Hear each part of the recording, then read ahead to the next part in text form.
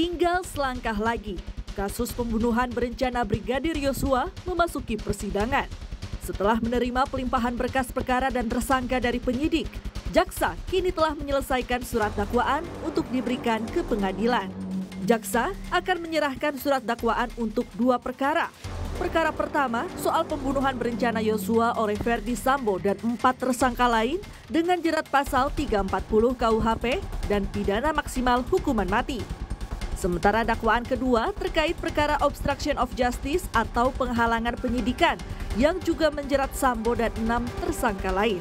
Total 75 jaksa diturunkan untuk mengawal jalannya sidang. Sidang akan digelar di ruang sidang utama Umar Seno Aji di Pengadilan Negeri Jakarta Selatan dan terbuka untuk umum karena merupakan kasus pembunuhan berencana dan bukan perkara asusila. Mempersiapkan penyusunan surat dakwaan. Mudah-mudahan nanti sebagaimana janji kita itu di hari Senin itu sudah siap untuk dilimpahkan ke pengadilan.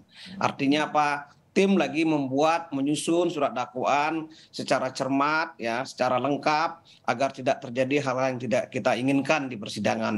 Kita juga akan menyusun apakah dakwaan ini dakwaan subsidiar primer, apakah dakwaan ini kumulatif, itu menjadi bahan-bahan perdebatan diskusi antara tim dengan Pak Jampidum selaku koordinator di sini. Nah, itu yang juga memakan waktu ya. Kuasa hukum Brigadir Yosua Martin Lukas Simanjuntak dalam tayangan Sapa Indonesia Pagi berharap surat dakwaan jaksa tajam dan lengkap serta langsung mengerucut pada pasal primer 340 KUHP tentang pembunuhan berencana.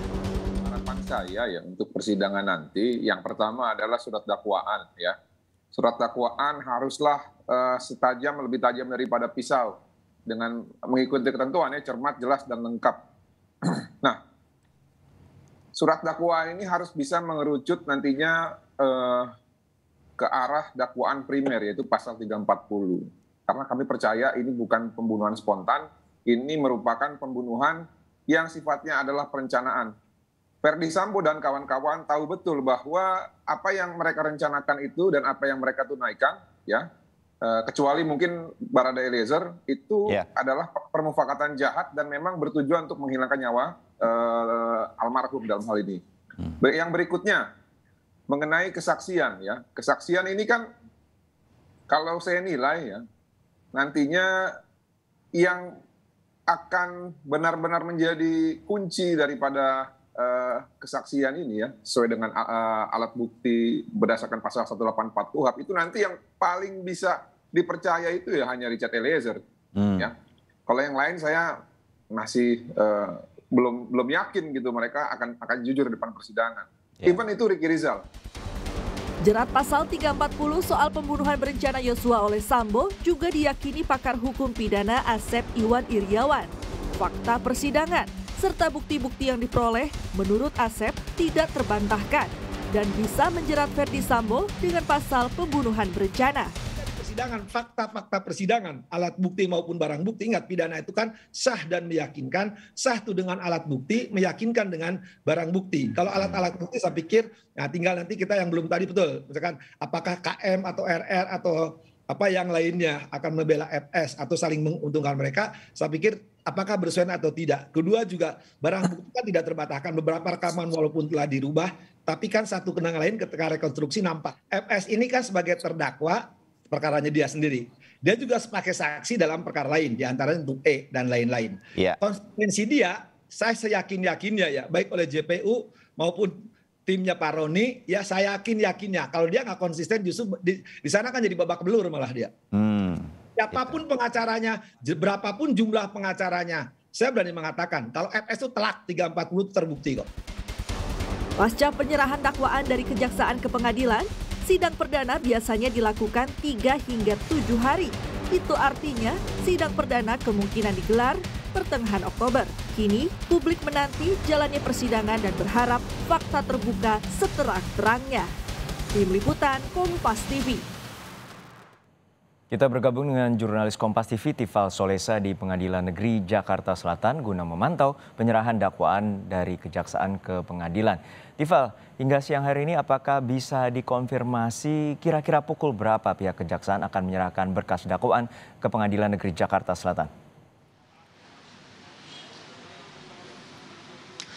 Ini juga yang sebetulnya masih kami tunggu, Juno, keterangan pasti ataupun juga penyerahan pasti yang akan dilakukan dari pihak Jaksa Penuntut Umum kepada pihak Pengadilan Negeri Jakarta Selatan perihal penyerahan berkas perkara, kemudian barang bukti serta surat dakwaan terhadap 11 tersangka untuk 2 kasus dalam lingkaran upaya pembunuhan terhadap Nopriansah Yosua Huta Barat ini. 2 pihak pagi tadi sempat saya konfirmasi. Yang pertama, Ketut Sumedana selaku Kepala Pusat Penerangan Hukum Kejaksaan Agung. Ia menyampaikan pagi tadi bahwa sejauh ini masih belum ada jam pasti kapan kiranya JPU akan menyerahkan berkas itu kepada pihak pengadilan begitu, karena prosesnya masih dalam koordinasi dan juga persiapan. Ini juga masih kami tunggu, terutama dari pihak pengadilan sendiri. Nah, konfirmasi terakhirnya yakni dari kabar terbaru disampaikan oleh pejabat Humas Pengadilan Negeri Jakarta Selatan, Juyamto, belum lama ini menyampaikan bahwa mereka kapanpun akan siap untuk menerima seluruh berkas perkara yang akan diserahkan pihak Jaksa Penuntut Umum. Tapi setidaknya sejauh ini belum ada kabar penundaan ataupun juga pemunduran penyerahan dari pihak Jaksa Penuntut Umum kepada pihak pengadilan. Nah, nanti kita akan tunggu sampai layanan PTSP atau pelayanan terpadu satu pintu Pengadilan Negeri Jakarta Selatan ini akan dibuka hingga pukul 17 waktu Indonesia Barat nanti. Tapi setidaknya sampai dengan saat ini, sejak pagi hari hingga saat ini, yang terlihat baru awak media yang menanti kedatangan dari Jaksa Penuntut Umum atau perwakilan Jaksa Penuntut Umum. Itu keterangan dari Ketut yang disampaikan pagi tadi kepada saya lewat pesan singkat begitu, untuk menyerahkan berkas-berkas dakwaan kepada pihak Pengadilan Negeri Jakarta Selatan, Juno. Ya, Tifa, lalu bagaimana persiapan yang kita ketahui bahwa jelang pengadilan yang akan digelar yang menurut rencana akan pekan depan. Lalu seperti apa persiapan yang telah dilakukan oleh pihak Pengadilan Negeri Jakarta Selatan hingga saat ini, Tifa?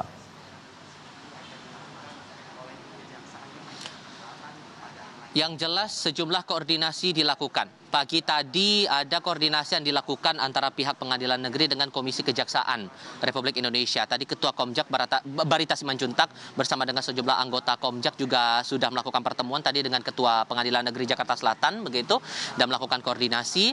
Yang menyampaikan ada 5 anggota Komjak yang bakal mengawasi proses sidang Verdi Sambo dan kawan-kawan nantinya kalau kemudian jadwalnya sudah ditetapkan begitu. Kemudian yang belum lama ini datang, yang terpantau dari tim liputan kami, adalah kedatangan Kapolres Metro Jakarta Selatan, Kombes Ade Ari Syamindardi, bersama dengan Ketua Kejaksaan Negeri Jakarta Selatan, Syarif Sulaiman Nahdi, ke Pengadilan Negeri Jakarta Selatan. Tampaknya ini berhubungan langsung dengan proses sidang nanti, tapi belum ada keterangan apapun yang disampaikan saat mereka tiba di Pengadilan Negeri Jakarta Selatan ini. Ini juga yang kami akan tunggu bagaimana prosesnya kemudian. Nah, kalau kita kembali spesifik soal penyerahan berkas ini tadi, Juno, pejabat Humas Pengadilan Negeri Jakarta Selatan menyampaikan tadi bahwa untuk prosesnya nanti saat berkas ini disampaikan Jaksa Penuntut Umum kepada pihak PTSP Pengadilan Negeri Jakarta Selatan, nanti akan dicek terlebih dahulu berkas-berkas itu. Kalau dikira lengkap, maka nanti akan ditindaklanjuti oleh Ketua Pengadilan Negeri, dan nanti akan ditindaklanjuti berupa penetapan majelis hakim serta jadwal sidang yang akan berlaku untuk ke-11 pelaku pembunuhan terhadap Brigadir Yosua. Lebih lengkap kita dengarkan dulu pernyataan dari pejabat Humas Pengadilan Negeri Jakarta Selatan berikut ini. Setelah berkas dinyatakan lengkap, akan diserahkan kepada Pak Ketua Pengadilan, dan Pak Ketua nanti akan memeriksa terkait dengan soal kewenangan Pengadilan Negeri. Baru setelah itu nanti akan ditunjuk majelisnya, majelis hakim yang akan menangani, karena itu terdiri dari beberapa berkas perkara.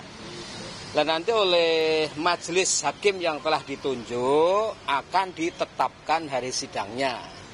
Dan sesuai dengan kewenangan majelis hakim, mereka akan menetapkan hari sidang tentu sesuai katakanlah SOP paling tidak itu dalam tempo 7 hari itu sudah ditetapkan hari sidangnya. Jadi kalau katakanlah hari ini betul dilimpahkan, kemudian sorenya ditetapkan paling lambat besok pagi untuk penetapan majelis, kira-kira nanti minggu ketiga itu hari sidang sudah akan diketahui. Tidak tertutup kemungkinan penetapan dari jadwal sidang kepada 11 tersangka ini bisa ditentukan lebih cepat oleh Ketua Pengadilan Negeri Jakarta Selatan. Ini kembali lagi bergantung pada proses penyerahan berkas yang dilakukan Jaksa Penuntut Umum kepada pihak Pengadilan Negeri Jakarta Selatan. Sebagai pengingat saja Juno, bahwa ke-11 tersangka ini dijerat pidana sesuai dengan tindak pidana yang mereka lakukan. 5 tersangka dalam kasus pembunuhan Yosua dikenakan pasal primer 340 KUHP, subsidiar pasal 338 KUHP, sementara untuk 7 pelaku atau 7 tersangka obstruction of justice dijerat pasal primer sesuai dengan Undang-Undang Informasi dan Transaksi Elektronik serta pasal subsidiar sesuai dengan Kitab Undang-Undang Hukum Pidana atau KUHP. Juno. Baik, kita nantikan proses pelimpahan berkas dakwaan pembunuhan berencana Brigadir Yosua dan juga kasus perintangan penyidikan dari Kejaksaan ke Pengadilan Negeri Jakarta Selatan. Terima kasih rekan Tifal Solesa dari Pengadilan Negeri Jakarta Selatan.